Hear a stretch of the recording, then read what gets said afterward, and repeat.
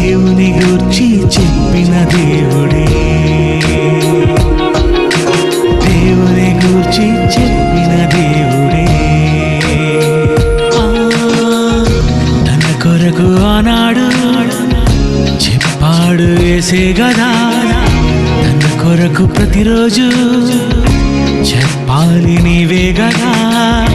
తన కొరకు నువ్వు చెబితే దైవానివే, తన గూర్చి నువ్వు చెబితే దైవానివే. నీ కొరకు చూశాడు ఆ దేవుడే, నీ కొరకు చూశాడు ఆ దేవుడే. క్రీస్తునందు చేరి వచ్చిన ప్రియులైన వారందరికీ ప్రభునామమున శుభములు తెలియజేస్తున్నాం. ప్రియులరా, వైద్యశాస్త్రం పుట్టకముందే సృష్టికర్త ఆరోగ్య శాస్త్రం ఒక సంచలనాత్మకమైన అంశంతో మన ఆత్మీయ తండ్రి జయశాలి గారు మొదటి దినము నుంచి అపూర్వమైన సంచలనాత్మకమైన ఎన్నో విషయాలు మహావేద గ్రంథమైన బైబిల్ నుంచి బోధిస్తున్నారు. ప్రియులరా, బైబిల్ అనేది మత గ్రంథముగా అనేకుల మనసులలో ముద్రపడింది. దానికి కారణం ఒకంత క్రైస్తవుల అలసత్వం, అది మీకు తెలియంది కాదు. మొదటి శతాబ్దంలో అపోస్తలుల ప్రయాస, ఒవ్వెత్తున లేచిన క్రీస్తు విప్లవం ప్రపంచాన్ని క్రీస్తు వైపు మళ్ళించి ఆయన పాదాల మీద పడేసింది. ఆ తరం గడిచిన తర్వాత అపోస్తలులు కాలము ముగించి వెళ్ళిపోయిన తర్వాత మరలా 1900 సంవత్సరాల పాటు క్రైస్తవ్యం నిశ్శబ్దంలో నెక్కి వెళ్ళింది. అనగా కేవలం దేవుణ్ణి నమ్ముకుంటే చాలు అవసరతల కొరకు అన్న దృక్పథమే తప్ప దేవుని పక్షాన, వాక్యం పక్షాన పోరాటం చేసే సైనికులుగా, ఆయుధాలుగా మారాలని ఏ క్రైస్తవుడు నూరిపోయలేదు, ఏ బోధకుడు నూరిపోయలేదు. అందుకే అవసరాలకు మాత్రమే ఆశ్రయిస్తూ వచ్చారు. దానివలన ప్రపంచంలో ఉన్న అనేక మతాలలో ఒక మతమై అనేక మత గ్రంథాల సరసన ఈ గ్రంథాన్ని కూడా చేర్చి మత గ్రంథం అని పేరు పెట్టి ఒక మహావిజ్ఞాన సంస్కారం నేర్పే గ్రంథాన్ని మత పుస్తకం చేసేసింది ఈ ప్రపంచం. మరలా 1900 సంవత్సరాల తర్వాత దేవుడు తన ఖడ్గాన్ని జులిపించాడు. ఆయన చేతిలో గండ్రగొడ్డలి వంటి ఆయుధమే శ్రీ జయశాలి పీడి సుందరరావు గారు. ప్రియులరా, బైబిల్ అనేది దేవుడు ఈ మానవాళికి ఇచ్చిన ఒక మహావిజ్ఞానం, బ్రతుకు పుస్తకం. ఈ భూమిపై మానవ జాతి క్షేమంగా బ్రతకాలంటే ఎలా ఉండాలో తెలియచేసిన ఒక మంచి నీతిని, భక్తిని, ఒక విధానాన్ని, బ్రతుకు విధానాన్ని నేర్పిన గ్రంథం బైబిల్. ఆ బైబిల్ ఒకవేళ మత గ్రంథమై ఉంటే, లేదు ఆ బైబిల్ ఒక జాతి కొరకు మాట్లాడి ఉంటే ఇప్పటికీ ఈ ప్రపంచంలో నిలిచి ఉండేది కాదు. బైబిల్లో ఎలాంటి వాస్తవాలు ఉన్నాయో, ఈ సమాజాన్ని సంస్కరించే ఎలాంటి సూక్తులు ఉన్నాయో, లేదా ఎలాంటి విధి విధానాలు ఉన్నాయో ఒకసారి మీరు బైబిల్ తెరిచి నిర్గమకాండం 23వ అధ్యాయం 1వ వచనం చూడండి. ఇవి మత సంబంధమైన మాటలు, ఇది మతం చెప్పే మాటలు, మత పిచ్చి పట్టిన మాటలని ఎవరనగలరు? నిర్గమకాండం 23వ అధ్యాయము 1వ వచనం ఏమన్నాడో చదవండి. లేని వార్తను పుట్టింపకూడదు. లేని వార్త ఈ సమాజాన్ని నాశనం చేసేవేవో ఈ మానవ విజ్ఞానం కళ్ళు తెరవకముందే దేవుడు చెప్పాడు. ఎంతండి, 18వ శతాబ్దం, మహా అయితే 17-18 శతాబ్దాల నుంచి అంతో ఇంతో కాస్తంత సైన్స్ కళ్ళు తెరుస్తూ వస్తుంది. మానవ ప్రపంచం లేదా మానవ సమాజం వినాశనమైపోవడానికి కారణాలేంటి అని ఇప్పుడు కొన్ని చెప్పగలుగుతున్నారు. కానీ మనిషి ఊహకే అందని రోజులలో, క్రీస్తుకు పూర్వం సుమారు 1350 ఏళ్ల క్రితం మోషే గారితో ఈ ప్రపంచానికి ఒక దివ్యజ్ఞాన గ్రంథాన్ని ప్రసాదిస్తూ, నాయన నేను పుట్టించిన ఈ మానవజాతి ఈ భూమి మీద క్షేమంగా ఉండాలంటే నేను చెప్పే మాట చాలా అవసరం. ఇది ధర్మం. మీ సమాజం బాగుండాలి అంటే, మీ సమాజం క్షేమంగా కొన్నాళ్ల పాటు ఈ భూమి మీద మనుగడ సాగించాలంటే ఈ సూక్తులు, ఈ ధర్మం అవసరం. అందులో ఎన్నో ధర్మాలు, ఎన్నో నియమాలు, ఎన్నో ఆజ్ఞలు ఆయన ఇచ్చాడు. అందులో ప్రాముఖ్యమైన ఒక సంగతిని మాత్రమే నేను ఎత్తుతున్నాను. అదే మనుష్యుల మధ్య ఒకటి పుట్టకూడదు. ఏంటది? లేని వార్త, అబద్ధమైన వార్త, అసత్యమైన వార్త. ఒక అబద్ధం లేదా ఒక లేని వార్త పుడితే ఏంటండి అంత నష్టం ఏంటి అని బహుశా వాళ్ళు ఆ రోజు అనుకోవచ్చు, లేదా ఈరోజు పరిజ్ఞానం లేనిదే లేదా దైవజ్ఞానం లేని వాళ్ళు అనుకోవచ్చు. చరిత్రలో ఒక లేని వార్త పుడితే ఎలాంటి నష్టం వాటిల్లిందో ఒక ఎగ్జాంపుల్ ఇశ్రాయేల్ చరిత్రలో జరిగింది. ఇంకా కొద్ది రోజుల్లో వాళ్ళు కనాను దేశంలోనికి ప్రవేశిస్తారు. దేవుడు మాటిచ్చాడు, అది పాలు తేనెలు ప్రవహించే దేశం, సుసంపన్నమైన దేశం, పాడి పంటలతో నిండిన దేశం.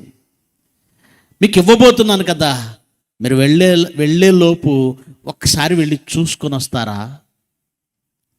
ఒక సైట్ కొనాలనుకున్నప్పుడు ఆ సైట్ ఎలా ఉందో లేదో ముందుకు వెళ్ళి చూసుకొని వస్తాం కదా. ఓ కారు కొనాలనుకున్నప్పుడు ముందుగా వెళ్ళి ఆ కారు ఎలా ఉందో చూసుకొని వస్తాం కదా. దేవుడు కూడా, నాయన మీరు వెళుతున్నారు కదా ఆ దేశం, ఒకసారి ఎలా ఉందో చూసి రండి. ఓ పని చేయండి, 12 గోత్రాల వారు ఉన్నారు కదా, ఆ 12 గోత్రాల్లో గోత్రానికి ఒకటి చొప్పున మోషే నువ్వేం చేస్తావంటే 12 గోత్రాలలో నుండి ఒక్కొక్కరి చొప్పున 12 మందిని నువ్వు ఆ దేశంలోనికి పంపించు. మోషే దేవుడు చెప్పినట్టు చేశాడు. వెళ్ళారు. వెళ్ళిన తర్వాత ఆ దేశాన్ని చూసి, అక్కడున్న సంపదను చూసి, పాడి పంటలను చూసి, అక్కడ ఉన్నటువంటి వ్యవసాయ ఉత్పత్తులను చూసి ముగ్ధులైపోయారు యెహోషువ, కాలేబు వీళ్ళిద్దరు. అక్కడ నుంచి ఒక ద్రాక్ష గెలను తెచ్చారండి. 2 మనుషులు ఒక కావడికి కట్టి మోయవలసినంత బరువది, పెద్దదది, భారమైనదది. ఆ నేల సారం ఏంటి, దేవుడు వారికి ఇవ్వబోయే ఆ నేల యొక్క సంపద సారం ఏంటి తెలుసుకోవడానికి అంజూరపు వడలను తెచ్చారు. ద్రాక్ష గెలను, ఒక్క గెలను 2 మోసుకొచ్చారు, తీసుకొచ్చారు. ఆ దేశం గురించి చెప్పిన తర్వాత అండి, వాళ్ళల్లో కొంతమంది అండి ఒక అబద్ధాన్ని పుట్టించారు. ఆ అబద్ధం ఏంటో ఒకసారి సంఖ్యాకాండము 13వ అధ్యాయము, సంఖ్యాకాండము 13వ అధ్యాయము 30వ వచనం నుంచి చదువుదాము. 30వ వచనం నుంచి, కాలేబు మోషే ఎదుట జనులందరినీ నిమ్మళపరిచి, మనము నిశ్చయంగా వెళతాం, దానిని మనం స్వాధీనపరుచుకుంటాం, దానిని జయించుటకు. ఎందుకంటే వీళ్ళు దేశాన్ని చూశారు, ఆ దేశంలో ఎలా ప్రవేశించాలి, అక్కడ ప్రజలేంటి, వారి బలాబలాలేంటి, వాళ్ళ యుద్ధాయుధాలేంటి, వాళ్ళకున్న సైన్యం ఏంటి, మొత్తం అంచనా వేసుకుని వచ్చేసారు. కాలేబు అంటున్నాడు, ఏం పర్వాలేదు, ప్రజలందరితో చెప్తున్నాడు, దేవుడిచ్చిన మాట నెరవేరుతుంది, మనం దానిలోనికి నిశ్చయంగా వెళతాం, దాన్ని స్వాధీనపరుచుకుంటాం, దాన్ని స్వాధీనపరచుకోవడానికి మన శక్తి సరిపోతుంది. మంచి మాట కదండి, పాజిటివ్ థింగ్. కానీ వెంటనే ఏం జరిగిందో చూడండి. 31, అయితే అతనితో కూడా పోయిన ఆ మనుష్యులు, ఆ జనులు మనకంటే బలవంతులు. ఏమండి, ఒక మంచి మాట సమాజానికి ఎంత మేలు చేస్తుందో, ఒక వాస్తవం సమాజానికి ఎంత మేలు చేస్తుందో, ఒక లేని మాట పూర్తి వ్యతిరేకమైన దిశలో ఎంత కీడు చేస్తుందో తెలియజేయడానికే ఈ సంఘటన అండి. కొంతమంది ఏమంటే మంచి మాట చెప్పిన వాడు ఒక్కడుంటే, 2 ఉంటే, 12 మందిలో 2 మంచి మాట చెప్పారు, కాలేబు యెహోషువ. 10 మంది ఏం చెప్తున్నారు చూడండి, వాళ్ళు ఏం చెప్తున్నారు చూడండి. తాము సంచరించి చూసిన వాళ్ళు ఏమన్నారు, ఆ జనులు మనకంటే బలవంతులు, మనం వాళ్ళ మీదకి వెళ్ళలేము అంటే కాలేబు అబద్ధం చెప్పాడా? మనుషులు ఎలా ఉంటారు అంటే, ఒక మాట మంచి మాట చెప్తే దానికి వెనకాల దానికి వ్యతిరేకమైన ఒక తప్పుడు ప్రచారం చేయగలుగుతారు మనుషులు. వాళ్ళ బుద్ధి అది. అందులోనూ మంచి చెప్పేవాడు, నిజం చెప్పేవాడు 1 2 ఉంటారు, అబద్ధం చెప్పేవాళ్ళే ఎక్కువ మంది ఉంటారు. 10 మంది ఏం చెప్తున్నారంటే ఆ జనులు మనకంటే బలవంతులు, వీళ్ళ అభిప్రాయం చెప్తున్నారు వీళ్ళు. మనం వారి మీదకి పోజాలము. మరియు వారు తాము సంచరించి చూసిన దేశమును గూర్చి ఇశ్రాయేలీలతో చెడ్డ సమాచారం, అబద్ధం, లేని మాట చెప్పారు. చెడ్డ సమాచారం చెప్పి, మేము సంచరించి చూసిన దేశము తమ నివాసులను భక్షించే దేశం, దానిలో మాకు కనబడిన జనులందరూ ఉన్నత దేహులు. ఎంత హైట్ ఉన్నారు, ఎంత వెయిట్ ఉన్నారు, వాళ్ళ బాడీలు ఏంటి, వాళ్ళ దేహాలేంటి, వారు ఉన్నత దేహులు. వారు అక్కడ నెఫీలీల సంబంధులైన అనాకు వంశపు నెఫీలీయులను చూసితిమి. మా దృష్టికి మేము మిడతల్లా కనపడ్డాం వాళ్ళ ముందు, వాళ్ళు కూడా మమ్మల్ని మిడతల్లానే చూశారు అని చెప్పారండి. మీరు వెళ్ళారా, మీ భార్యలను చెరపట్టుకుపోతారు. మరి వెళ్ళారా, మీ పిల్లలను చంపేస్తారు. మీరు వెళ్ళారా, మీ పురుషులను చంపేస్తారు. ఆ దేశానికి వెళ్ళడం కంటే వెనక్కి వెళ్ళిపోవడం రైట్. ఈ మాట విని సిచ్యువేషన్ ఎలా మారిపోయిందో చూసారా? 14వ అధ్యాయం మొదటి వచనం చూడండి, సిచ్యువేషన్ ఎలా మారిందో. అప్పుడు ఆ సర్వ సమాజం ఎలుగెత్తి కేకలు వేశాను. ఏంటి, 26 లక్షలకు పైగా ఉన్న ఇశ్రాయేలీలు ఒక్కసారిగా గొల్లుమని ఎలుగెత్తి కేకలు వేస్తుంటే ఆ రాత్రంతా ఏడుస్తూనే ఉన్నారట. మోషే ఏమైపోవాలి, అహరోన్ ఏమైపోవాలి? ఏమండి, దేవుడి మాట మీద నమ్మకం లేదు వీళ్ళకి. అంటే దేవుడు అంత బలహీనుడా? దేవుడు చెప్పిన మాట నెరవేర్చడా? వీళ్ళకి విశ్వాసం లేదు. పరిస్థితి ఎలా మారిందో చూడండి. ఇశ్రాయేలీలు మోషే అహరోన్ల పైన సణుగు కొనిరి. ఆ సర్వ సమాజం, అయ్యో మేము ఐగుప్తులో ఎలా చావకపోతిమి, మేము కత్తివాత పడినట్లు యెహోవా మమ్ముని ఈ దేశంలోనికి ఎలా తీసుకుని వచ్చెను, మా భార్యలు మా పిల్లలు కొల్లపోవుదురు, తిరిగి ఐగుప్తు వెళ్ళుటకు మాకు మేలు కాదా అని వారితో అని వారు, మనము ఒక నాయకుని నియమించుకుని ఐగుప్తుకు తిరిగి వెళ్ళదాం. మోషే వద్దు, దేవుడు వద్దు, ఈ కనాన్ వద్దు, వెనక్కి వెళ్ళిపోతాం. తర్వాత జరిగిందేంటో తెలుసండి. మోషే అహరోన్లు బట్టలు చించుకొని ఏడుస్తూ వాళ్ళ పాదాలు పట్టుకున్నారు. పాదాలు. దేవుడు విన్నాడు ఇదంతా. మోషేని పిలిచాడు. మోషే, వాళ్ళు నా చెవిలో ఏం చెప్పారో నాకు వినబడింది. మోషే, వాళ్ళతో చెప్పు, ఎవరైతే కనానుకు రామని, ఐగుప్తు తిరిగి వెళ్ళిపోతామని, కనానులో ప్రవేశించమని ఎంతమంది అన్నారో వాడెవ్వడు ఒక్కడు కూడా, వాళ్ళల్లో ఒక్కడు కూడా కనాను ప్రవేశించడు. 40 ఏళ్ళు తిప్పుతాను, ఆ 40 ఏళ్లలో అరణ్యంలో రాలిపోతారు. అలాగే చేశాడండి. 40 ఏళ్లలో అరణ్యంలో మొత్తం రాలిపోయారండి. ఎవ్వడు వెళ్ళలేదండి, ఎవ్వడు వెళ్ళలేదు. ఇద్దరు ప్రారంభమైన వాళ్ళల్లో ఇద్దరు వెళ్ళారు. ఇద్దరు. ప్రేమైన దేవుని పిల్లలారా, ఇన్ని లక్షల మంది రాలిపోవడానికి కారణం ఏంటో తెలుసా? ఒక లేని వార్త. ఒక లేని వార్త జాతిని నాశనం చేసింది. అది గుర్తుపెట్టుకోండి. ఒక లేని వార్త ఒక జాతిని నాశనం చేసింది. ఇకపోతే క్రొత్త నిబంధన కాలం, యేసుక్రీస్తును సిలువేశారు, సమాధి చేయబడ్డాడు. 3వ దినాన తెల్లవారుజామున ఆదివారమున లేచి ఆయన సమాధిని గెలిచి బయటకు వచ్చేస్తే, ఏమండి, జరిగిన భూకంపం, దేవదూతలు దిగడం, ఏమండి, ఆ రాయిని బొర్లించటం, ఆయన లేవడం, వెళ్ళిపోవడం, ఇవన్నీ జరిగినట్టు చూసిన ఆ సైనికులని భయంతో పరుగులు తీశారు పట్టణంలోకి. పరుగున వెళ్ళి ఆ పెద్దలతో, పరిచయాలతో, ఆ శాస్త్రులతో జరిగినవన్నీ చెప్పారు. అప్పుడు వాళ్ళు ఏం చేశారు తెలుసు? అందరు కలిసి సమావేశం ఏర్పాటు చేసుకొని చాలా డబ్బులు ఇచ్చారట వాళ్ళకి. ఎందుకంటే వీళ్ళు ఈ భయంతో చూసినవన్నీ ప్రపంచంలో చెప్పేస్తే ఇంకేముంది, యేసే క్రీస్తు అని ప్రపంచంలో అతను గొప్పవాడైపోతాడు. వీళ్ళని నోరు మూయించాలంటే చాలా డబ్బులు కావాలి. చాలా డబ్బులు ఇచ్చి, ఒరే మీరు మాట్లాడకండిరా, మీరు మాట్లాడకూడదు, ఒకవేళ మీకు ఏమైనా అధికారుల నుంచి తొందర ఏమైనా ఉంటే మేము సమ్మతి పరుస్తాం, మేము చూసుకుంటాం, మీరు ఒక పని చేయండి, మీరు ఒక మాట చెప్పండి. ఏంటా మాట?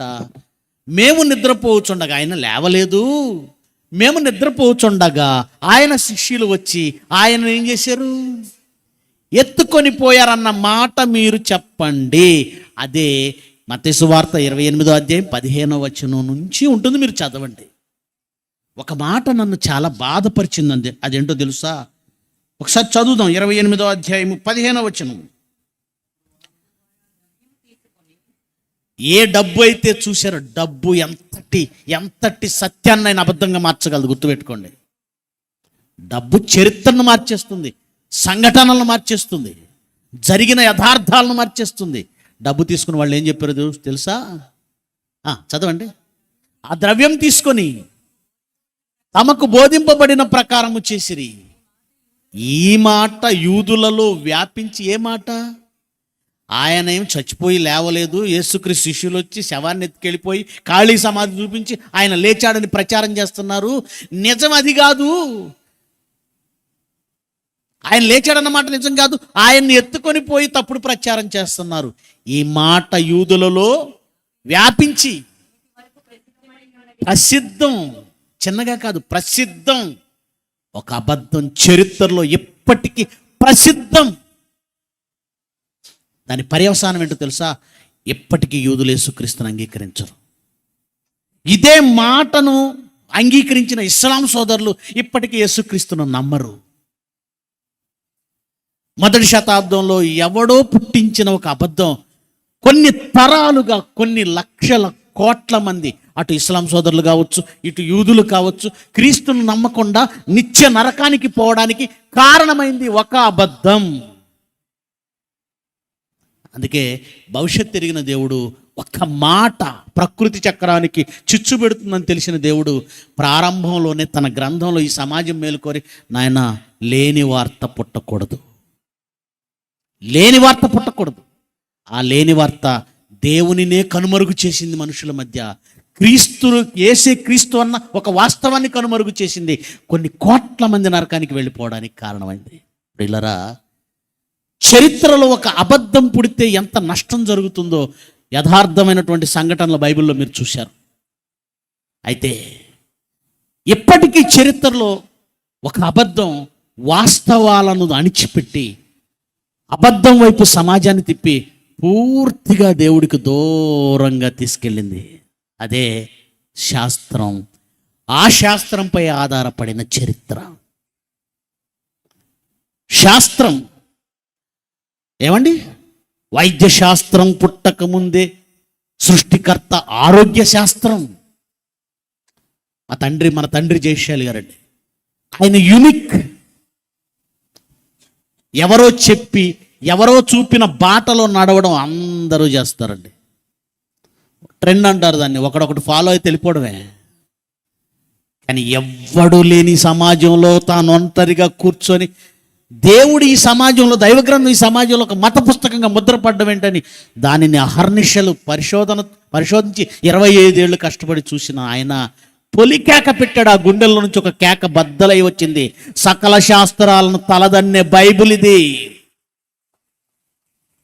ఆ నిజాన్ని తెలుసుకున్న ఆయన తనలో ఆనందపడి ఊరుకోలేదు. 50 ఏళ్లుగా ఆయన చేసిన పోరాటానికి ఫలితమే ఈ లక్షల మంది, వేల మంది, నేను ఈ వేదిక మీద ఉన్నవాళ్ళు ఇంతమందిని తయారు చేశారు. ఆయన చేసినటువంటి ఆ పోరాటంలో నేను కూడా ఒక ఆయుధాన్ని, నేను ఒక ఆయుధాన్నే, ఆయన మలిచిన ఆయుధాన్ని. మరి నా తండ్రి గారు చేసిన పోరాటంలో నేను కూడా ఎంతో కొంత పాలివాడిని కావాలిగా, తండ్రి బాధ్యతను పంచుకోవాలిగా. అందుకే నేను కూడా ఒక అబద్ధంపై పోరాటం మొదలుపెట్టానండి. అదే చరిత్ర. ప్రియులారా, శాస్త్రం అనే పునాదుల మీద వేసుకున్నది చరిత్ర. ఈ చరిత్ర దేన్ని బట్టి వచ్చిందంటే శాస్త్రాన్ని బట్టి. చరిత్ర, శాస్త్రం ఈ రెండు ఈరోజు మానవ జాతికి దిశానిర్దేశం చేసి మానవ జాతిని అధోపాతాళానికి, అధోగతికి నడిపిస్తున్నాయి.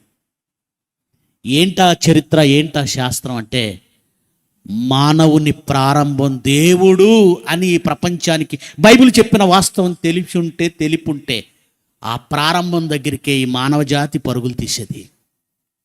నువ్వెక్కడి నుంచి వచ్చావో నీకు చెబితేనే అక్కడికి వెళతావు. పిల్లలు చూడండి, ఇంతమందిలో పిల్లలు తప్పిపోతే ఎంతోమంది అమ్మలు కనపడతారు. కానీ అమ్మలందరూ నా అమ్మ కాదు అనుకుంటుంది పిల్ల. ఏడుస్తూ మా అమ్మ ఎక్కడుంది, మా అమ్మ ఎక్కడుందని పాప తిరుగుతుంటుంది, బాబు తిరుగుతుంటాడు. ఎందుకు? తను వచ్చింది ఆ అమ్మలో నుంచి. నిజంగా మనం ఎక్కడి నుంచి వచ్చామో ఈ సమాజానికి, ఈ ప్రపంచానికి వాస్తవం తెలిసి ఉంటే అక్కడికి వెళ్ళడానికి సమాజం చూసేది. కానీ ఇప్పుడు ప్రపంచాన్ని చూస్తుంటే దేవుడన్న భావం వాళ్ళలో లేదు. ఎంత చెడిపోవాలో అంత చెడిపోతున్నారు. ఈ మానవ జీవితానికి ఒక ప్రారంభకుడు లేడు, ఈ మానవ జీవితాన్ని నియంత్రించేవాడు ఒకడు లేడు, ఈ విశ్వాన్ని కలిగించిన వాడు ఒకడు లేడు. ఎవ్వరూ లేని ఈ లోకంలో మనం స్వతంత్రులం అనుకుంటూ విచ్చలవిడిగా తిరుగుతూ, విచ్చలవిడిగా బ్రతుకుతూ చచ్చిన తర్వాత ఏమవుతుందో తెలియకుండా బ్రతుకుతున్నారండి. వాళ్ళ ఇష్టం. ముందు వేసినటువంటి పాటలో దిగజారింది లోకం 2వ చరణంలో చెప్పానండి, మీరు విన్నారు. స్వేచ్ఛగా తిరగగోరిన వారు, దేవునిపై తిరగబడేవాళ్ళు, వాళ్ళంతా కూడా గద్దెనెక్కిన వారు ఏలబడుతున్నవారు అందరూ. దీనికి కారణం వాళ్ళకు ఒక అబద్ధం చెప్పబడింది చరిత్రలో. అది మనిషి కోతి నుండి పరిణామం చెందాడు. ఎప్పటికీ ప్రపంచాన్ని అదే ఏలుతుంది. ప్రియులరా, ప్రపంచం అనుకుంటుందండి చరిత్ర పుస్తకాలు అలాగే శాస్త్రాలు ఇవన్నీ నిజాలు వాస్తవాలని, ఇప్పటికి వాటిని ఫాలో అవుతూ ప్రపంచం దాని మీదే స్టాండ్ అయింది. కానీ చరిత్ర అనేది ఎంత అబద్ధమో, చరిత్ర అనేది ఎన్ని అవాస్తవాలు దానిలో ఉంటాయో. మరి నేను ఎన్నోసార్లు చెప్పాను, జయశాలి గారు చెప్పారు, మరిన్ని విషయాలు మీ ముందు ఎవరు చెప్పారో ఈ ప్రపంచంలో ఎలాంటి మేధావి వర్గం, అఫ్కోర్స్ వాళ్ళు లోకానికి మేధావి వర్గమైన కొన్ని విషయాలు వాళ్ళు గ్రహించారు. అందుకే వాళ్ళ మాటను సపోర్టివ్గా తీసుకొని చెప్తున్నాను. వాళ్ళు ఒక వాస్తవాన్ని గ్రహించారు. వాళ్ళు ఏమంటున్నారో ఒక్కసారి చరిత్ర గురించి ఆ స్క్రీన్ మీద వేయనైనా, చరిత్ర గురించి, ఇప్పుడున్న చరిత్ర, నువ్వు చదువుతున్న చరిత్ర, పుస్తకాలలో పిల్లలకు పాఠ్య పుస్తకాలుగా ఉన్న చరిత్రపై కొందరి అభిప్రాయాలు ఒకసారి దగ్గరగా ఉన్నవాళ్ళు చదివి వినిపించండి. కొందరి అభిప్రాయాలు అదిగోండి, చరిత్ర పుస్తకాలపై కొందరు ప్రముఖుల అభిప్రాయాలు. చరిత్ర ఎప్పుడు పై చేయి సాధించిన వాని చేత రాయబడింది. గుర్తుపెట్టుకోండి, చరిత్ర రాసినవాడు ఎవడంటే అక్కడ ఉన్నవాడిని నాశనం చేసి వీడు గెలిచాడు. గెలిచిన వాడు వాడి కోణంలో పుస్తకాలు రాశాడు. అది చరిత్ర.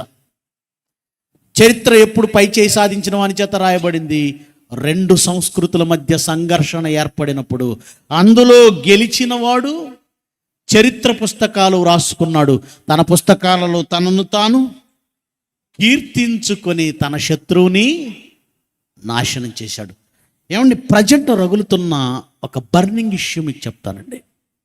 భారతదేశం భిన్న సంస్కృతులకు, భిన్న భాషలకు, భిన్న జాతులకు ఆవాసమైంది, నివాసమైంది.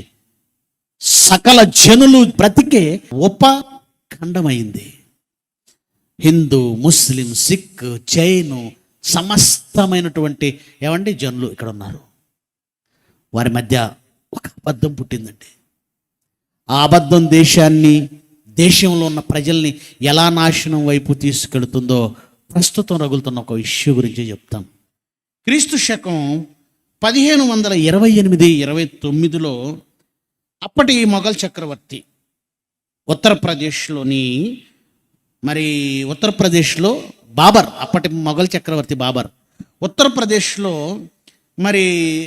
రామ్ కోట్ అని పిలువబడిన కొండ మీద ఒక మందిరం కట్టించాడండి. రామ్ కోట్ అని పిలువబడే ఒక కొండ మీద దాన్ని కట్టిన ఆయన మీర్ బాకీ అనే ఆయన బాబర్ గారి ఆదేశాల మేరకు క్రీస్తు శకం 1528-29 మధ్య ఒక మందిరం రామ్ కోట్ అనే ఒక కొండ పైన కట్టాడు. అక్కడి నుంచి ఈ దేశంలో ఉన్నటువంటి కొందరు లేదు, అది మాకు సంబంధించిన, మా మతానికి సంబంధించిన స్థలం అది అని వాదన చేయటం ప్రారంభించారు. ఇది జస్ట్ ఆ రోజులలో ఉన్న ఆ 1525 ఆ ప్రాంతాల్లో ఉన్నటువంటి ఒక చిన్న వివాదం. ఆ వివాదాన్ని వారికి అనుకూలంగా కొందరు గ్రంథస్థం చేశారు. అయితే ఆ తర్వాత కాలంలో బ్రిటిష్ వాళ్ళు మన దేశాన్ని పరిపాలించారు. ఇది మీకు తెలుసు. ఈ బ్రిటిష్ వాళ్ళు ఎలాంటి వాళ్ళు అనంటే, ఏదైనా తేడా వచ్చినప్పుడు డివైడ్ అండ్ రూల్. దేశమంతా ఒక్కటై మమ్మల్ని వెళ్ళిపోమ్మని వెళ్ళగొట్టడానికి సిద్ధపడిపోయింది. గాంధీ నాయకత్వంలోనో లేదంటే ఇంకా మిగిలిన వాళ్ళ నాయకత్వంలోనో మన ఆటలు చెల్లవనుకున్నప్పుడు వాళ్ళు ఒక ఆయుధాన్ని బయటికి తీశారండి. అదేంటో తెలుసా? ఇక్కడ ఉంది మసీదు. అది ఎవరిదనుకున్నారు? మీదే. ఆ స్థలం మీది. ఆ మసీదు మీ స్థలంలో కట్టేశారు. అని ఇక్కడున్న ఒక వర్గాన్ని రెచ్చగొట్టారు. ఒక పుస్తకం ఎవడో రాసేసాడు, చరిత్రలో ఎవడో ఒక పుస్తకం రాశాడు. ఆ రాసిన పుస్తకాన్ని చూపించి, ఏమంటే అది ఎప్పుడు 1525 26 29 28 29 1528 29 కొన్ని వందల సంవత్సరాల క్రితం ఎవరో రాసిన పుస్తకాన్ని తీసుకొచ్చి ఎప్పుడైతే చూపించారో మీకు చెప్పనవసరం లేదు. ఆ అయోధ్యలో జరిగిన రక్తపాతం మీకు తెలుసు. మీకు మళ్ళీ నేను చెప్పనవసరం లేదు. అన్నదమ్ములుగా బ్రతుకుతున్న వారి మధ్య చిచ్చు పెట్టింది ఏంటో తెలుసా? ఒక తప్పుడు పుస్తకం. అన్నదమ్ముల మధ్య చిచ్చు పెట్టింది. ఇప్పటికి ఏం జరుగుతుందో, ఇప్పుడు ప్రజెంట్ ఏం జరుగుతుందో న్యూస్ ఛానల్ చూస్తున్నారు కదా. 1900 సుమారుగా 96 అనుకుంటున్నాను నేను, బాబ్రీ మసీదు కూల్చివేత. డేట్ గుర్తుందండి, డిసెంబర్ 26వ తేదీ, బ్లాక్ డే. 93 డిసెంబర్ 26 దాన్ని కూల్చారు. ఏమండి, ఒకరి మనోభావాలను దెబ్బతీసే పని. ఇప్పుడు అదే స్థలంలో మరో మందిరాన్ని నిర్మిస్తున్నారు. నేను ఎవరి భావాలను, ఎవరి మనోభావాలను కించపరచటం లేదు, కానీ అన్నదమ్ముల్లా బ్రతుకుతున్న ఇద్దరి మధ్య చిచ్చుపెట్టి ఈరోజు దేశంలో ప్రధాన వర్గాలుగా ఉన్న 2 జాతులు నాశనం అయిపోవడానికి ఒక పుస్తకం కారణమైందంటే మీరు నమ్మగలరా? ఒకసారి మళ్ళీ చరిత్ర కోర్సులో వాళ్ళు ఏమన్నారో ఒకసారి చూడండి, ఒక 2 మాటలు. క్లోజ్గా చూపించనన్నా, క్లోజ్. చరిత్ర ఇప్పుడు పై చేయి సాధించిన వాని చేత రాయబడింది. 2 సంస్కృతుల మధ్య సంఘర్షణ ఏర్పడినప్పుడు అందులో గెలిచిన వాడు చరిత్ర పుస్తకాలు రాసుకున్నాడు. నేనే ఫైట్ చేసేసి, ఏమండి, అందరిని చంపేసేసి ఆ తర్వాత ఇదిగో ఈ మోదవలసలో ఉన్న స్థలం అంతా నాది. ఆ రోజుల్లో రిజిస్ట్రేషన్ లేవు కదండి. గెలిచినోడు నాదంటే నాదే. నిలబడిన వాడు రాసింది చరిత్ర అయింది. తర్వాత ఏమండి, ఇంకొంచెం పైకి వెళ్ళండి. ఇది చెప్పిందండి డాన్ బ్రౌన్ అనేటువంటి ఒక వ్యక్తి. Don brown. పైకి వెళ్దామా, కిందకి. నెపోలియన్ ఏం చెప్పాడు చూడండి. నెపోలియన్, చరిత్ర అనేది అందరి చేత ఆమోదించబడిన ఒక కట్టు కథ. క్రిందకు వచ్చారు, జ్ఞానము కంటే, సత్యం కంటే ఊహ బలీయమైనదని నేను నమ్ముతున్నాను. పుక్కిటి పురాణాలు చరిత్రలో సమర్థవంతంగా పనిచేశాయి. ఆ ఊహలే సత్యం కంటే చాలా బలంగా నిలిచాయి. Robert Fulghum, American author. ఇక తర్వాత మాట, చరిత్రను గురించి ఒక విచారమైన సంగతి ఏమిటంటే, మనం ఒకవేళ చాలా కాలంగా మోసపరచబడుతూ ఉంటే, అంటే ఒక విషయం వలన చాలా కాలం నుంచి మోసపరచబడుతుంటే, ఆ మోసాన్ని నిరూపించే ఆధారాలు పక్కనున్న పట్టించుకోమట. డార్విన్ అనే ఒక తప్పుడు సిద్ధాంతంతో చాలా కాలంగా మోసంలోకి వెళ్ళిపోయాం కదా. ఆ తర్వాత ఇది తప్పు అని ఆధారాలు చూపించినా నమ్మరట, పట్టించుకోమంటే మోసపోవడానికి అలవాటు పడిపోయాం. సత్యమును వెలికి తీయాలన్న ఆసక్తి ఎక్కువ కాలం మనలో నిలిచి ఉండదు. ఆ మోసమే మనల్ని ఆక్రమిస్తుంది. ఈ బాధాకరమైన సంగతి మన చరిత్ర విషయంలో కూడా ఉంది. Carl Sagan, American astronomer. ఏమండి, ఇలాంటివి ఎన్నోనండి చరిత్ర పుస్తకంలో నేను రాశాను. ఏది నిజమైన చరిత్ర? జైశాలి గారి స్ఫూర్తితో నిజంగా చెప్తున్నానండి, ఈ పుస్తకం మేధావి వర్గాలకు ఇవ్వండి. ఆ రాయబడిన సంగతులలో ఒక్కటి తప్పుందని నిరూపించగలగవాడు ఎవడైనా ఉంటే రమ్మనండి ఇదే వేదిక మీదకి. నేను జైశాలి గారు సంధించిన బాణంగా నిలబడతాను మాట్లాడడానికి. డార్విన్ అనే ఒక సిద్ధాంతం, తప్పుడు సిద్ధాంతం. దాని గురించి మేధావి వర్గాలు చాలామంది చెప్పారు, కానీ ఎవరు పట్టించుకోలేదండి. మోసానికి అలవాటు పడిపోయారు. ఒక్కసారి నాన్న డార్విన్ సిద్ధాంతం గురించి మేధావి వర్గాలు చెప్పిన మాటను ఒక్కసారి చూద్దామా? జైశాలి గారు ఎప్పుడో చెప్పారు. ఏమండి వ్రాయబడినటువంటి మహాజ్ఞానమైన బైబిల్ను బట్టి పరిణామ సిద్ధాంతం పళ్ళోడగొట్టారు. ఇక్కడ KHS యూజ్వలిక్ అనేటువంటి ఆయన ఖగోళ శాస్త్రవేత్త. ఈయన ఏమంటున్నాడు చూడండి, మాకు డార్వినిజం అనే ఒక తప్పుడు తనం ఉంది, మాలో ఒక తప్పుడు క్యారెక్టర్ ఉంది. అదేంటంటే డార్వినిజం. ఇది మేము విలపించే సమయం, మేము ఏడవాలి. ఈ డార్విన్ సిద్ధాంతం మా నిత్యం రుద్దుకున్నందుకు మేము ఇది విలపించే సమయం. ఇది రాజుగారి బట్టల కథవలే ఉంది అన్నాడు. రాజుగారి బట్టల కథ తెలుసుగా. ఒకడట రాజుగారి దగ్గరికి ఇలా వచ్చాడట. ఏంటి చేతులు ఎలా పెట్టావంటే, రాజా ఇవి డ్రెస్ రాజా, ఇది తెలివైన వాడికి మాత్రమే కనబడుతుంది రాజా అన్నాడట. అప్పుడు రాజుగారు సూపర్ ఉంది డ్రెస్ అన్నాడట. వేసుకోండి రాజా అంటే ఇలా వేసుకున్నాడట. ఎక్కి గుర్రం మీద కూర్చున్నాడు. ప్రజల మధ్య ఎప్పుడు ప్రకటించబడింది, రాజుగారు ఒక డ్రెస్ వేసుకొని వస్తున్నారు, ఆ డ్రెస్ తెలివైన వాళ్ళకు మాత్రమే కనబడుతుంది అనగానే జనమంతా అలర్ట్ అయిపోయి ఈ ప్రక్క ఆ ప్రక్క రోడ్డుకి ఇరువైపులా రాజుగారు గుర్రం మీద వస్తుంటే అందరూ చూస్తున్నారు. డ్రెస్ భలే ఉంది, భలే ఉంది, భలే ఉంది. ఓ చిన్ని పిల్లాడు చూసి రాజుగారు ఏంటి బట్టలు లేకుండా ఉన్నాడు అన్నాడట. అప్పుడు అందరూ నిజమే నిజమే, చరిత్ర కూడా ఎలా ఉందంటున్నాడు చూపించు నన్ను ఒకసారి. రాజుగారి బట్టల కథవలే ఉంది.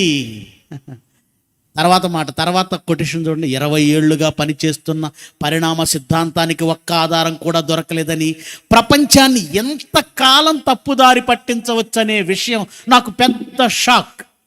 ఫెల్డర్ మ్యూజియం ఆఫ్ న్యాచురల్ హిస్టరీలోని జియాలజీ సిబ్బంది మరియు చికాగో విశ్వవిద్యాలయంలోని ఎవల్యూషనరీ మార్ఫాలజీ సెమినార్ నిర్వహించారు వాళ్ళు. ఆ సెమినార్లో ఈయన సంధించిన ప్రశ్నలకి ఎవ్వడు సమాధానం చెప్పలేదు. సెమినార్ నా ప్రశ్నలకు నిశ్శబ్దమనే సమాధానంగా ఇచ్చింది. పరిణామ సిద్ధాంతమును పాఠశాలలో బోధించకూడదు. Doctor Colin Patterson, senior palaeontologist, British museum of natural history, American museum of natural history, New York, keynote 1981. ఎవరు మాట్లాడలేరండి. ఏమంటే యూనివర్సిటీలో ఆంధ్ర యూనివర్సిటీ ప్రొఫెసర్ కూడా మాట్లాడలేడు. ఎందుకంటే వాడు కూడా డార్విన్ రాసిందో ఎవడు రాసిందో ఆ ఎంగిలి విద్య చదివి చెప్పేవాడే. ప్రియులరా, ఇలాంటి వాళ్ళందరినీ నోరు మూయించడానికి ఎందుకు చరిత్ర మీదో శాస్త్రవేత్త మీదో చరిత్రకారుల మీద మాకు ప్రత్యేకంగా ఎటువంటి వ్యక్తిగతమైన కోపం లేదు. వీళ్ళు ఎందుకు ఇలా చేశారో తెలుసా అండి? ఆ తర్వాత మాట చూడండి. తర్వాత మాట, భగవంతుడిని, వాళ్ళ భాషలో భగవంతుడు అన్నారు, వాళ్ళ కొటేషన్ అలా పెట్టేశాను. భగవంతుడిని అంగీకరించుటకు ఇష్టపడనందున డార్విన్ సిద్ధాంతమును అంగీకరించవలసి వస్తుంది. Doctor George wall, professor, Harvard విశ్వవిద్యాలయంలో జీవశాస్త్రం యొక్క ఎమిరటస్ నోబెల్ బహుమతి గ్రహీత. ఎంతకీ డార్విన్ సిద్ధాంతం ప్రపంచమంతా ఎందుకు ఫేమస్ అయిందంటే, దేవుడు అనే ఒక పదాన్ని ఒప్పుకోవటం ఇష్టం లేక, అది ఆధారాలు లేకపోయినా ఎప్పటికీ ఈ చివరికి డార్విన్ సిద్ధాంతాన్ని ఏం చేశారంటే ఒక కొత్త మతం అన్నాడు. ఇంకొక అతను చాలా బాగా చెప్పాడండి, చివరన్న చూడండి కింద, డార్విన్ సిద్ధాంతం మన సంస్కృతి యొక్క సృష్టి పురాణం. ఇది ఒక పురాణం అయిపోయింది, దీన్ని ప్రజలు గుడ్డిగా విశ్వసించవలసిందే. పరిణామవాదులు అర్చకులుగా మారి ఈ సిద్ధాంతానికి, నెక్స్ట్ పేజ్ చూపించునన్నా, ఈ సిద్ధాంతానికి భజన చేస్తున్నారు. ఈ అర్చకులు అంటే వీళ్ళు పూజారులు అయిపోయారు. పరిణామ సిద్ధాంతం ఏమైంది? దేవుడు అయిపోయింది. ఈ సిద్ధాంతాన్ని విమర్శించే వారి పట్ల వారు చాలా దుర్మార్గంగా వ్యవహరిస్తారు. Philip Johnson on the VBS documentary in the beginning the creationist controversy. చాలండి ప్రియమైన దేవుని పిల్లలారా, ఈ పుస్తకం, ఈ చిన్న పుస్తకం జయశాలి గారి స్ఫూర్తితో ప్రజల మధ్యకు తీసుకురాగలిగాను. కానీ అండి, ఒక శాస్త్రాన్ని, ఒక చరిత్రను పడగొట్టగలిగితేనే, ఆ శాస్త్రము, ఆ చరిత్ర ఏ దేవుణ్ణి కనబడకుండా చేసిందో, కోటలుగా నిలబెట్టిందో, పెట్టని కోటలుగా ఉన్న ఈ సిద్ధాంతాలు, ఈ తర్కాలు, మేము వితర్కములను దేవుని జ్ఞానమును అడ్డగించు ఆటంకములు పెట్టని కోటలుగా ఉంటే, జయశాలి గారు సకల శాస్త్రాలను మట్టగించినప్పుడు మరొక కోణంలో నుంచి ఎవడో ఏదో మళ్ళీ చిన్న గోడ పెట్టుకుంటుంటే, ఆయన చూపిన బాటలో మరలా ఖడ్గం పట్టి, ఇదిగోండి ఈ వేదిక మీద ఒక ప్రసన్న బాబు గారు, ఒక జాన్సన్ విక్టర్ గారు, ఒక ఉపేంద్ర గారు, ఒక రాజేంద్ర గారు, ఒక సురేష్ గారు, బాబురావు గారు, ప్రిన్సిపల్స్, అడిషనల్స్, వారితో పాటు నేను, ఈరోజు మేము సంధిస్తున్న బాణాలకు ఆయన ఒక్కడే కాదండి యుద్ధం చేస్తున్నది. ఆయనకున్న చేతులు జయశాలి గారు ఒక ముఖం ముందు కనపడుతుందేమో, ఆయన విసిరే బాణాలు, ఆయన చేతులు చూడండి ఎన్ని ఉన్నాయో. ఇలా 10 చేతులు కనపడితే దేవుడు అంటారు, ఇక్కడ 10 కాదు, ఎన్ని చేతులు ఉన్నాయి ఆయనకి?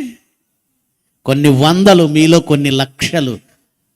ఆయన బాణమై నీవు నేను దేవుని అడ్డగించి ఆటంకాలను పడద్రోయాలి, ఆటంకాలను. అందుకేనండి అన్ని కోణాల్లో నా బాణాలు వేయడానికి, నా అస్త్రాలు సంధించడానికి ఒక ప్రక్క పుస్తకం, మరో ప్రక్క వాక్యం, ఇంకొక ప్రక్క పాట రూపంలో కూడా ఈ సిద్ధాంతాన్ని, ఆ చరిత్రను ఎండగడుతూ మనిషి ప్రారంభం దేవుడు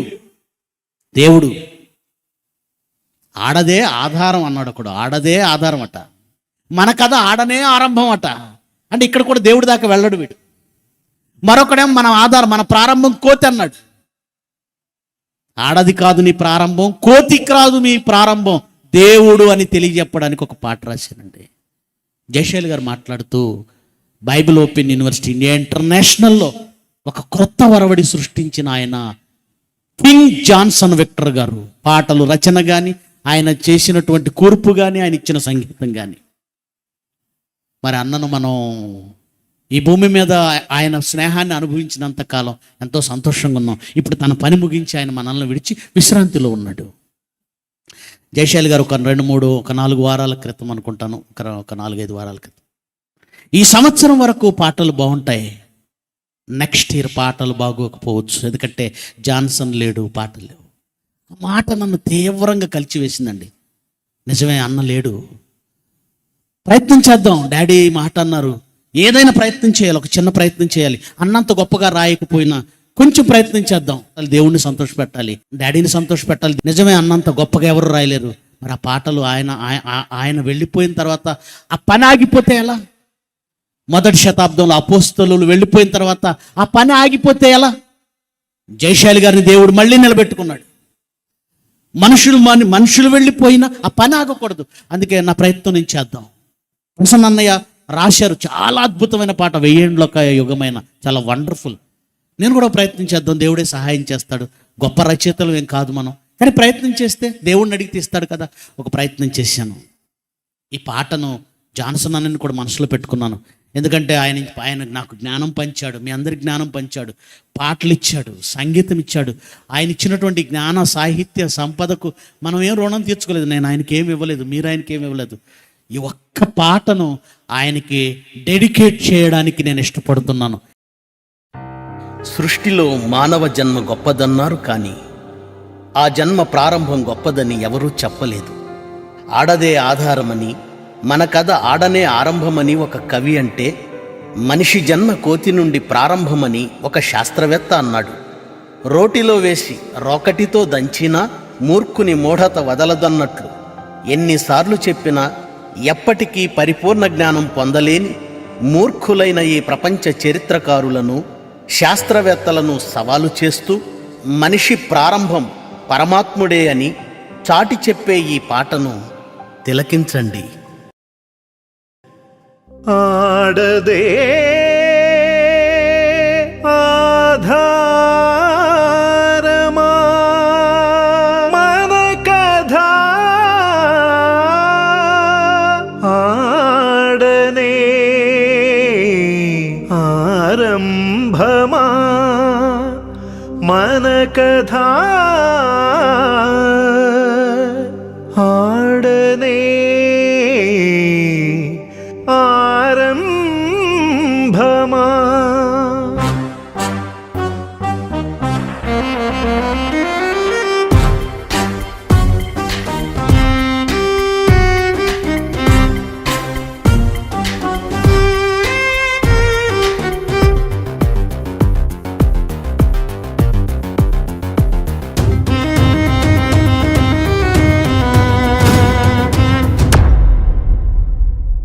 మర్కటమే మార్పు చెంది మనిషి రూపమయ్యిందా, ఏక కణము బహుకణము నిమ్న జీవి ప్రౌఢజీవి. డార్విందొక సిద్ధాంతమా, అది మనిషికి వేదాంతమా? చెదపట్టిన చరిత్ర పుటలు చెప్పే చోద్యం ఈ కథ. మనుషులు చెప్పిన కల్పిత కథలే పుస్తకాలుగా మారెగదా. బైబిలు సవాలుకు నిలిచే దమ్మో దానికి కలదా. మర్కటమే మార్పు చెంది మనిషి రూపమయ్యిందా, ఏక కణము బహుకణము నిమ్న జీవి ప్రౌఢజీవి.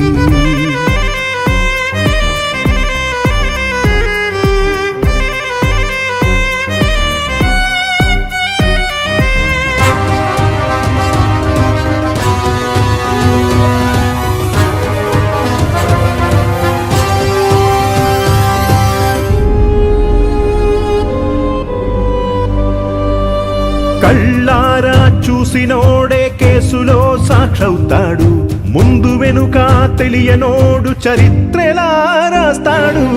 నాది రాయి వేసినప్పుడు, పుడమి శూన్యంలో ఒదిగినప్పుడు, జగతి జననం ఆరంభం, అద్వితీయుడే ఆధారం. డార్విన్దొక సిద్ధాంతం, హెరిడోటస్ రాధాంతం. శాస్త్రమానువెంత, నీ చరిత్ర నిజమెంత? శాస్త్రమానువెంత, నీ చరిత్ర నిజమెంత? మర్కటమే మార్పు చెంది మనిషి రూపమయ్యింత, ఏక కణము బహుకణము, నిన్న జీవి ప్రౌఢ జీవి.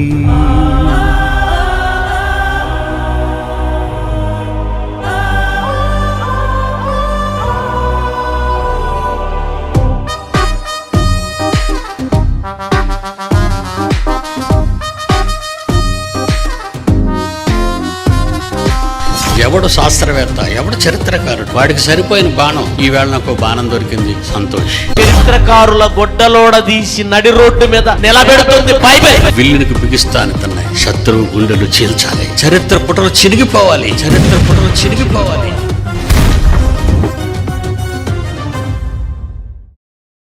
బ్రతికి ఉన్న జీవికి వేల ఏండ్లు చూపించి, విఫలమైన కార్బన్ డేటింగ్ విశ్వజననం చెప్పగలదా? భూమి నుండి జీవి పుట్టే, నీటి నుండి పక్షి పుట్టే, జంతు జాతి జలచరములు దేనికవే జన్మించే.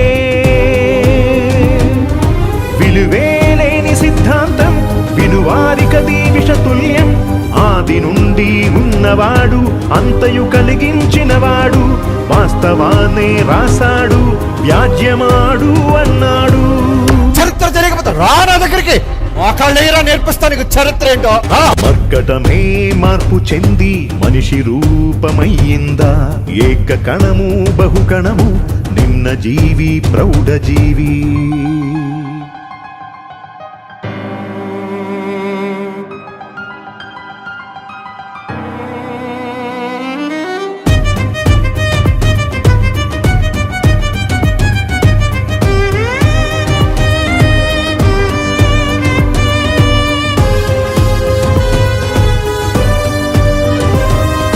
మనిషి జన్మ రహస్యం, ఆ దేవుడే ఆరంభం.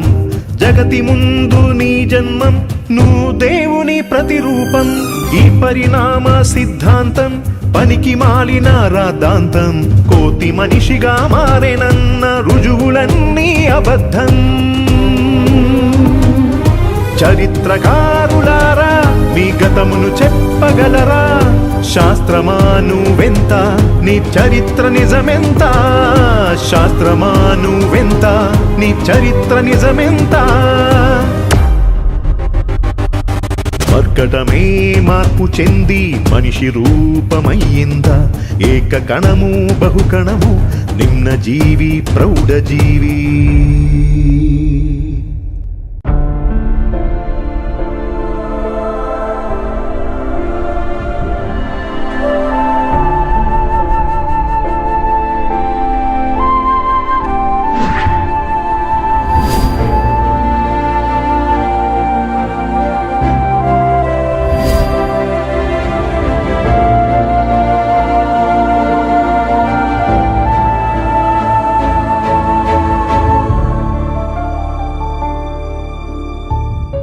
క్రీస్తు కొరకు, దేవుని కొరకు ఎన్నో పాటలు రచించి క్రైస్తవ సంగీత సాహిత్య ప్రపంచంలో మకుటం లేని మహారాజుగా వెలుగొందిన మహనీయులు సంగీత సింహ కింగ్ జాన్సన్ విక్టర్ గారు. ఆయన పంచిన సంగీత సాహిత్య జ్ఞాన సంపదకు బదులుగా బంగారు వజ్ర వైడూర్యాలను ఇవ్వలేను గాని, నేను రచించిన మర్కటమే అను ఈ పాటను కింగ్ జాన్సన్ విక్టర్ గారికి అంకితమిస్తున్నాను. ఇదే నేను ఆయనకిచ్చే ఘన నివాళి. అన్నయ్య, థ్యాంక్ యూ.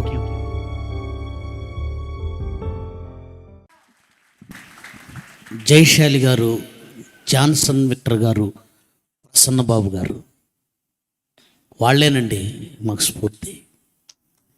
ఎవరెన్ని అన్నా ఇది మా కుటుంబం. మాకు వ్యసనం అండి, వాళ్ళతో ఉండడం అదొక వ్యసనం నాకు. దేవుడి పని చేయడం వ్యసనం. చావు వరకు, ఊపిరి ఉన్నంత వరకు, ఊపిరి పోయినంత వరకు డాడీతోనే, యూనివర్సిటీతోనే, తండ్రి పనిలోనే కొనసాగుతాను. అన్నయ్య అంటే చాలా ఇష్టం, ప్రసన్న అన్నయ్య అంటే చాలా ఇష్టం, డాడీ అంటే చాలా ఇష్టం, నా సంఘముగా మీరంటే చాలా ఇష్టం. ఎప్పటికీ మిమ్మల్ని విడిచిపెట్టి వెళ్ళను. ఈ అద్భుతమైన పాట జాన్సన్ అన్నయ్య స్ఫూర్తితోనే నేను రాశాను. తమ్ముడు ధర్మశాలి ఎలాంటి మ్యూజిక్ డైరెక్టర్ ఈ పాట ద్వారా మీకు అర్థమైపోయి ఉండాలి. చాలా అద్భుతంగా చేశాడు. విజువల్ ఎఫెక్ట్స్ అని చూసారా, వండర్ అండి. ఆ వండర్ సృష్టించినటువంటి ఒక గొప్ప మహాబలుడు మీ ముందుకు వస్తాడు. రానన్న ఒకసారి వాడి ఆకారాన్ని చూడండి, ఒకసారి చూపించు నాన్న. క్రాంతి కుమార్ చాలా చిన్నోడండి, చాలా చిన్ని సిస్టమ్. ఎప్పుడో 10 ఏళ్ల క్రితం నాటి సిస్టమ్ తీసుకొని రోజున షార్ట్ మెసేజ్లు చేసేవాడు. ఒకసారి వాళ్ళ ఇంటికి వెళితే 5 నిమిషాల వీడియోకి 10 గంటలు రెండర్ అవుతుందట. మనసంతా ఒకలా అయిపోయింది. నాకున్నటువంటి సిస్టమ్ని అప్డేట్ చేసి ఒక 30,000 ఖర్చు పెట్టి వాడికి సిస్టమ్ ఇచ్చాను.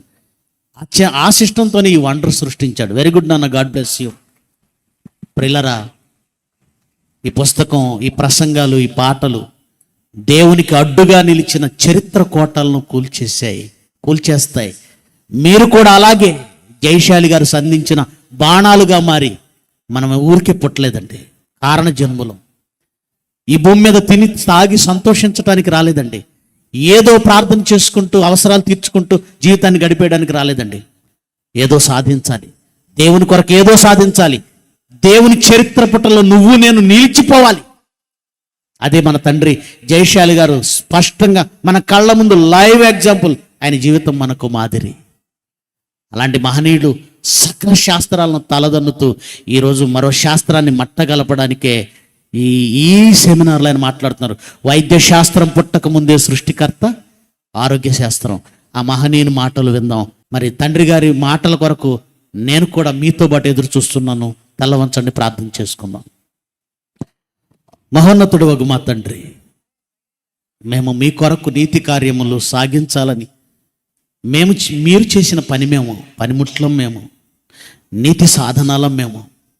ఈ సాధనాలు అబద్ధపు చరిత్ర పుట్టలను కూల్చాలి, అబద్ధపు శాస్త్రాలను పెళ్లగించాలి. ఈ భూమి మీద మరొక తరానికి సత్యమునకు మార్గము వేసి మేము చావాలి. ఇలాంటి స్ఫూర్తి ఈ తరంలో ఏ బోధకుడి వలన మాకు కలగలేదు.